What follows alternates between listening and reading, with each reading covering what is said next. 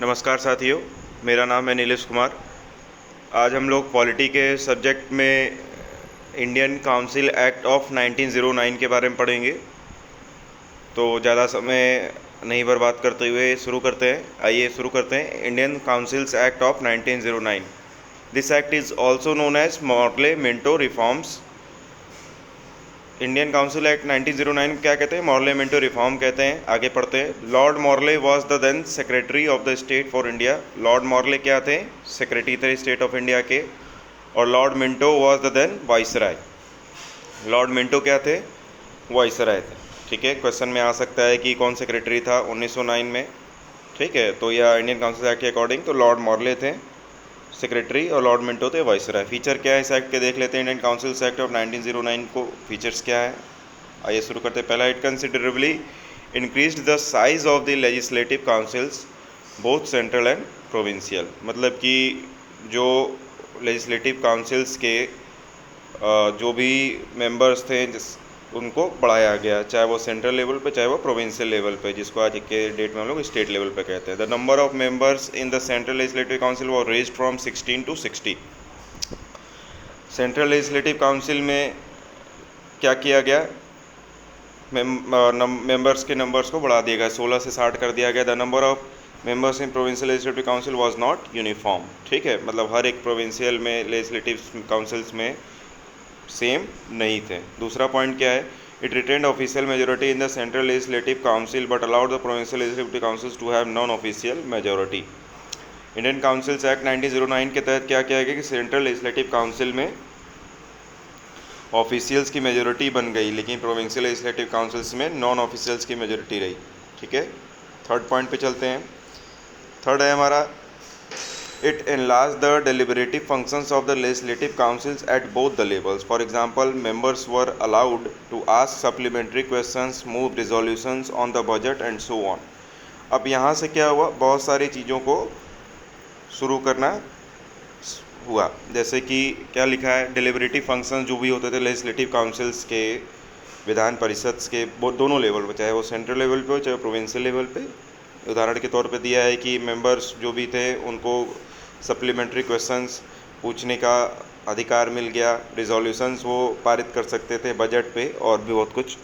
चौथा पॉइंट क्या है? It provided for the first time for the association of Indians with the executive councils of viceroy and governor. क्या बोल रहा है? पहली बार इस एक्ट के तहत इंडियन का एसोसिएशन हुआ, भारतीय लोगों का जुड़ाव हुआ, किससे? एग्जीक्यूटिव काउंसिल से। किसके एग्जीक्यूटिव काउंसिल से? वाइसराय और गवर्नर से। अब तक क्या थे? सारे ब्रिटिशर्स थे, लेकिन अब इस एक्ट के बाद क्या हो गया कि भारतीयों को भी मौका मिलने लगा। Satyendra Prasad Sinha became the first Indian to join the viceroy council. Satyendra Prasad Sinha पहले व्यक्ति थे जिन्होंने वाइसराय की एग्जीक्यूटिव काउंसिल को ज्वाइन किया। He was appointed as the law member. वो किस पे चयनित हुए? लॉ मेंबर के तौर पे। पांचवा क्या है? It introduced a system of communal representation for Muslims by accepting the concept of separate electorate. Under this, the Muslim members were to be elected only by Muslim voters. Thus, the act legalized communalism, and Lord Minto came to be known as father of communal electorate. इसमें दो तीन question छुपे हुए हैं। पहला क्या है कि इसने कम्युनल रिप्रेजेंटेशन को बढ़ावा दिया, शुरुआत की किसने? इंडियन काउंसिल एक्ट ऑफ 1909 में, 1909 के द्वारा। सेपरेट इलेक्टोरेट मतलब कि मुस्लिम जो मेंबर्स आएंगे काउंसिल्स में, वो सिर्फ मुस्लिम वोटर्स के ही माध्यम से आएंगे। तो इससे क्या हुआ? इस एक्ट के थ्रू ये जो कम्युनलिज्म है वो लीगलाइज्ड कर दिया गया। और इनके फादर कौन बने? Lord Minto came to be known as father of communal electorate. Divide and rule की स्टोरी, ठीक है, या पॉलिसी कह सकते हैं ब्रिटिशर्स की। It also provided for the separate representation of presidency corporations, chamber of commerce, universities and zamindars. क्या बोल रहा है? इसने सेपरेट रिप्रेजेंटेशंस किन किन चीज़ों के दे दिए? Separate representation for presidency corporations, chambers of commerce, university and जमींदारों के। ठीक है, नेक्स्ट हम लोग पढ़ेंगे, ये हम लोग 6 पॉइंट किसका किसका पढ़ा हम लोगों ने? इंडियन काउंसिल्स एक्ट ऑफ 1909 का पढ़ा हमने। पहला क्या है? Size of legislative councils and central provincial का बढ़ाया गया। दूसरा, सेंट्रल लेजिस्लेटिव काउंसिल में ऑफिशियल मेजॉरिटी हुई, नॉन ऑफिशियल मेजॉरिटी हुई प्रोविंशियल्स में। तीसरा क्या, डेलिबरेटिव फंक्शंस को दिया गया, जैसे रिजोल्यूशन पारित करना, सप्लीमेंट्री क्वेश्चन और बजट पे, ये सब चीज़ें। चौथा क्या है, इंडियन का एसोसिएशन हुआ, सत्येंद्र प्रसाद सिन्हा पहले ऐसे पर्सन बने जिन्होंने वाइसरॉय एग्जीक्यूटिव काउंसिल ज्वाइन की। पांचवा क्या है, कम्युनल रिप्रेजेंटेशन, मुस्लिमों द्वारा, मतलब किसी मुस्लिम मेंबर से मुस्लिम वोटर्स के द्वारा चुने जाएंगे। छठवा क्या है, सेपरेट रिप्रेजेंटेशन किसका है, कॉर्पोरेशंस के, chamber of commerce, university and zamindars के। नेक्स्ट एक्ट के बारे में पढ़ेंगे हम लोग, government of India act of 1919। क्या लिखा है, ऑन अगस्त 20 अगस्त 1917 को the British government declared for the first time that it's objective was the gradual introduction of responsible government in India. British सरकार क्या अपना मंशा दिखा रही थी कि धीरे धीरे करके वो एक जिम्मेदार सरकार बनाएगी, किसमें, भारत में। ठीक है। The government of India act of 1990 was thus enacted which came into force in 1921। ठीक है। Government of India act of 1919 बना, जो कि इन्फोर्स हुआ कब, 1921 में। This act is also known as Montagu Chelmsford reforms. Montagu was the secretary of the state and Lord Chelmsford was the viceroy. ठीक है। गवर्नमेंट ऑफ इंडिया एक्ट 1919 का existence और इन्फोर्समेंट 1921 में हुआ, एग्जिस्टेंस 1919 में। और इस एक्ट को क्या किया गया, मॉन्टेग्यू चेम्सफोर्ड रिफॉर्म्स भी कहा गया। मॉन्टेग्यू कहते हैं सेक्रेटरी थे, लॉर्ड चेम्सफोर्ड क्या थे, वाइसराय थे। फीचर्स क्या बताता है इस एक्ट का, 1919 एक्ट का, it relax the central control over the provinces by demarketing and separating the central and provincial subjects. पहले क्या होता था, जो सेंट्रल कॉन्स्टिट्यूएंसीज होती थी वो प्रोविंशियल को मैनेज करती थी, कंट्रोल करती थी। लेकिन अब क्या हुआ, इन दोनों के सेंट्रल प्रोविंशियल के सब्जेक्ट डिवाइड कर दिए गए, किसके अंतर्गत, government of India act of 1919 के तहत। ठीक है। नेक्स्ट क्या पॉइंट है, the central and provincial legislature were authorized to make laws on the respective list of subject. जो सब्जेक्ट्स थे सेंट्रल और प्रोविंशियल्स के, वो अपने क्षेत्र में अपने कानून को बना सकते थे। However, the structure of government continued to be centralized and unitary। लेकिन जो स्ट्रक्चर था, जो पूरा का पूरा ढांचा था, वो क्या था, सेंट्रलाइज था और केंद्रीय था और यूनिटरी था। इट फर्दर, सेकंड पॉइंट क्या पढ़ते हैं, it further divided the provincial subject into two parts, transferred and reserve. Government of India act of 1919 क्या करता है, फिर से डिवाइड करता है,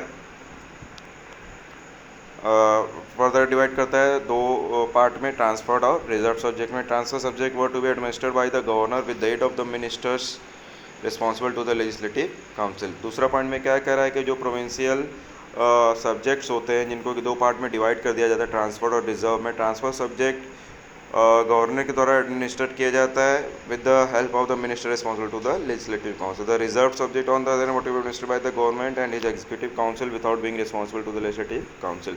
तो ट्रांसफर सब्जेक्ट में थे, उसमें वो रिस्पॉन्सिबल होते हैं, ठीक, लेजिस्लेटिव काउंसिल के। लेकिन रिजर्व सब्जेक्ट में क्या होते हैं, उसमें वो रिस्पॉन्सिबल नहीं होते हैं। This dual scheme of governance was known as dyarchy बोलते हैं। ये जो डुअल स्कीम था ट्रांसफर और रिजर्व सब्जेक्ट का, इसको क्या बोला जाता है, dyarchy. Term derived from the Greek word डायक which means double rule. However the experiment was largely unsuccessful. लेकिन ये जो एक्सपेरिमेंट हुआ था ट्रांसफर एंड रिजर्व सब्जेक्ट्स का, जिसमें कि एक फुल्ली रिस्पॉन्सिबल और कंट्रोल रहता है, एक subject transfer subject legislative council का रिस्पॉन्सिबल होते हैं, लेकिन इसमें रिजर्व सब्जेक्ट्स में नहीं होते हैं, ठीक, और ये अनसक्सेसफुल रहा है। तीसरा पॉइंट क्या है, it introduce for the first time bicameralism and direct election in the country. Thus the Indian legislative council was replaced by bicameral legislature consisting of an upper house council of state, जिसको कि परिषद बोला जाता है, और and the lower house legislative assembly, जिसको लोकसभा बोला जाता है, ठीक है। विधान परिषद और विधान सभा स्टेट्स में, और कह सकते हैं लोकसभा और Rajya Sabha central level. The majority of the members of both the houses were chosen by the direct election.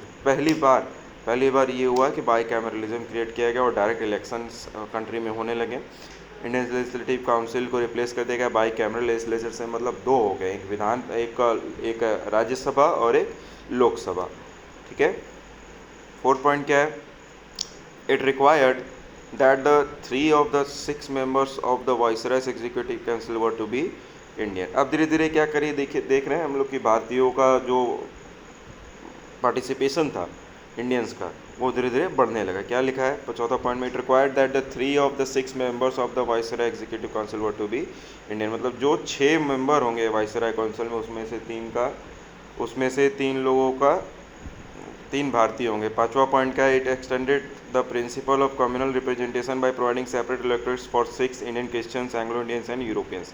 अब देखिए ब्रिटिश क्या चाहते थे कि अपने भारत को और भी टुकड़ों में करना चाहते थे। जैसे मॉर्लेमेंटो रिफॉर्म 1909 के अकॉर्डिंग क्या हुआ कि मुस्लिम को कम्युनल रिप्रेजेंटेशन दिया गया कि सिर्फ मुस्लिम वोटर्स ही मुस्लिम मेंबर्स को सेलेक्ट कर सकते हैं। उसके तरीके से गवर्नमेंट ऑफ इंडिया एक्ट 1919 के अकॉर्डिंग क्या कहा गया कि सिख मेंबर सिर्फ सिख के द्वारा वोट किए जाएंगे, इंडियन क्रिश्चियन के द्वारा, एंग्लो इंडियन के द्वारा, यूरोपियंस के द्वारा।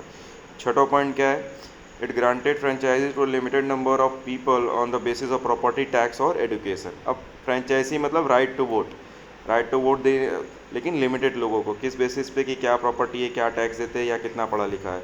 7वां पॉइंट का, it created a new office of the high commissioner for India in London and transfer to him some of the functions hereto performed by the secretary of state for India. क्या हुआ, एक नया ऑफिस बनाया गया high commissioner for India, मतलब India की देख रेख करने के लिए एक हाई कमीशन बनाया गया लंदन में, और कुछ फंक्शन इसको हाई कमिश्नर को दिया गया और कुछ function secretary of state for India को दिया गया। ठीक है, सेक्रेटरी ऑफ, जैसे आज के समय में हम बात कर सकते हैं हमारे प्रधानमंत्री हैं, वैसे उस समय के सेक्रेटरी ऑफ स्टेट थे ब्रिटिशर्स टाइम के।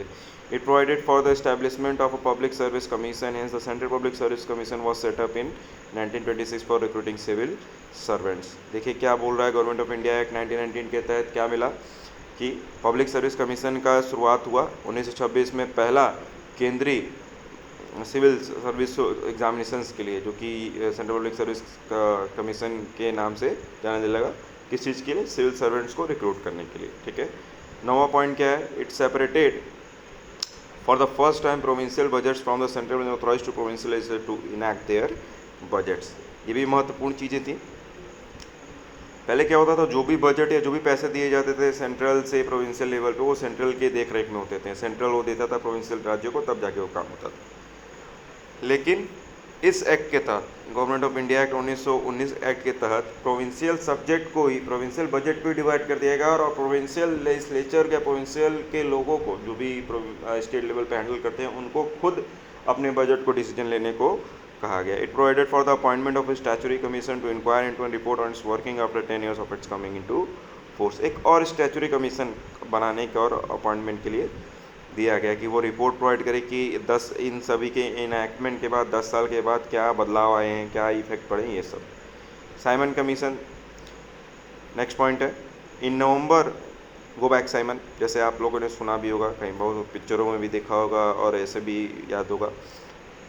इन नवंबर 1927 itself, 2 years before the schedule, the British government announced the appointment of a 7-member statutory commission under the chairmanship of Sir John Simon. 1927 नवंबर में क्या हुआ, ब्रिटिश गवर्नमेंट ने अनाउंस, 1927 नवंबर में क्या हुआ कि ब्रिटिश गवर्नमेंट ने अनाउंस किया 7 लोगों की कमेटी बनाने के लिए, किसके चेयरमैनशिप के साथ, सर जॉन साइमन कमीशन के साथ। ठीक है, उस नए संविधान के तहत all members of the commission of British, सभी गोरे थे, कोई भी Indian participant, all the parties boycotted the commission. इसीलिए सभी पार्टी, जो भारत की पार्टियाँ थी, पॉलिटिकल पार्टी, उन्होंने इस कमीशन को बॉयकट किया। The commission submitted its report in 1930 and recommended the abolition of dyarchy. Commission ने क्या रिपोर्ट सबमिट किया, जो साइमन कमीशन के अंदर बना था, कि डायरकी को हटा दिया जाए, एक्सटेंशन और responsibility in the provincial establishment of the federation of British India and pencil states, continuation of communal liberate and so on. और क्या क्या बोला गया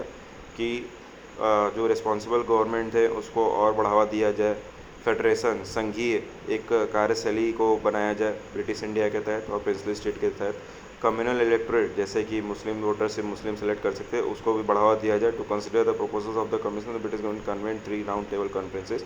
और ये जो प्रपोजल साइमन कमीशन ने दिया, इसी को कंसिडर करने के लिए, डिस्कशन करने के लिए ब्रिटिश गवर्नमेंट ने क्या किया कि 3 राउंड टेबल कॉन्फ्रेंसेस रखे।